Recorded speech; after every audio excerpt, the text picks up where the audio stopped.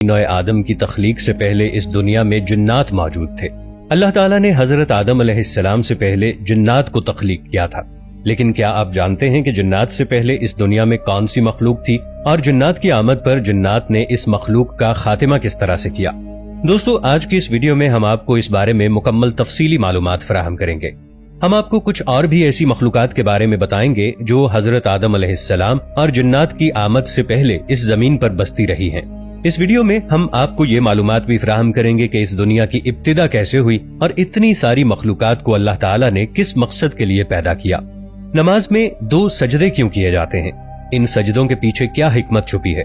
دوستو، اللہ تعالیٰ کی تخلیق کردہ کائنات اس قدر پراسرار ہے، اس میں اتنے راز چھپے ہیں کہ اس میں لاکھوں اور کروڑوں کی تعداد میں اللہ تعالیٰ کے کرشمات موجود ہیں۔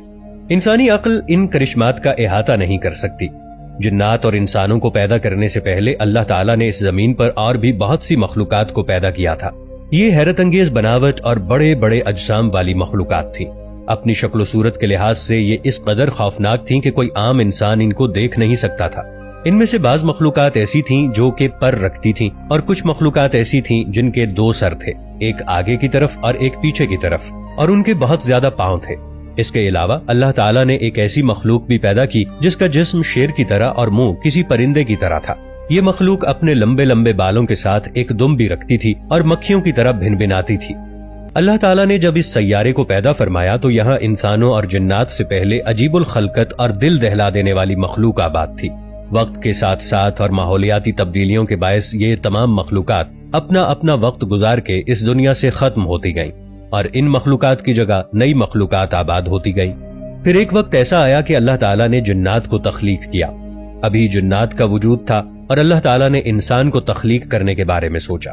اللہ تعالیٰ کی پیدا کردہ مخلوقات میں سے کچھ مخلوقات بہت زیادہ طاقتور اور شرارتی تھیں۔ کچھ لوگ یہی سمجھتے ہیں کہ اس دنیا میں ڈائناسورز، ان کے بعد جنات اور اس کے بعد انسان پیدا کیے گئے۔ دوستو، ایسا بالکل بھی نہیں ہے۔ ان سب سے پہلے اللہ تعالیٰ نے زمین پر نہایت ہی عجیب و غریب مخلوقات کو پیدا فرمایا۔ ان عجیب و غریب مخلوقات میں سے ایک مخلوق ہن اور بن بھی ہے۔ قرآن پاک میں ان کے ذکر کی طرف اشارہ بھی ملتا ہے۔ ان کے بارے میں علامہ ابن کثیر رحمۃ اللہ علیہ فرماتے ہیں، انسانوں سے پہلے جنات کو پیدا کیا گیا اور جنات سے پہلے اس دنیا میں ہن اور بن نامی ایک مخلوق موجود تھی۔ اس مخلوق کے بارے میں کہا جاتا ہے کہ یہ بہت حد تک خطرناک اور شرارت میں سب سے آگے تھی۔ جب اپنی شرارت کی بدولت انہوں نے زمین پر فتنہ فساد برپا کرنا شروع کر دیا تو اللہ تعالیٰ نے جنات کو پیدا فرما کر اس مخلوق پر حاوی کر دیا۔ جنات نے اس مخلوق کو چن چن کر مارنا اور قتل کرنا شروع کر دیا۔ جو مخلوق بچ گئی تھی جنات نے انہیں مار کر اس زمین سے بھگا دیا۔ اس طرح ہن اور بن کے بعد جنات اس دنیا میں آباد ہوئے۔ اس سے پتہ چلتا ہے کہ جنات سے پہلے بھی اس دنیا میں افراد سے مخلوقات آباد تھیں، اور اسی بات کو مد نظر رکھتے ہوئے اللہ تعالیٰ قرآن پاک میں ارشاد فرماتا ہے، میں زمین پر اپنا ایک نائب بنانے والا ہوں۔ تو فرشتوں نے اللہ تعالیٰ سے عرض کیا، اے اللہ، تو اس روئے زمین میں ایک ایسی مخلوق کو پیدا کرنے والا ہے جو زمین پر فتنہ و فساد برپا کرے گی اور قتل و غارت کرے گی۔ فرشتوں نے یہ بات اس کے پیش نظر کی کہ وہ پہلے سے ہی زمین پر ہن اور بن کا فتنہ فساد دیکھ چکے تھے، اور یہ بھی دیکھ چکے تھے کہ جنات نے کیسے انہیں بعد میں آ کر قتل کیا۔ یہ تمام آیات اس بات کی طرف اشارہ کرتی ہیں کہ زمین میں اور بھی مخلوقات موجود تھیں۔ حضرت عبداللہ بن عمر رضی اللہ تعالی عنہ نے فرمایا کہ حضرت آدم علیہ السلام کے اس زمین پر آنے سے 2000 سال پہلے ہن اور بن نامی مخلوقات رہا کرتی تھیں۔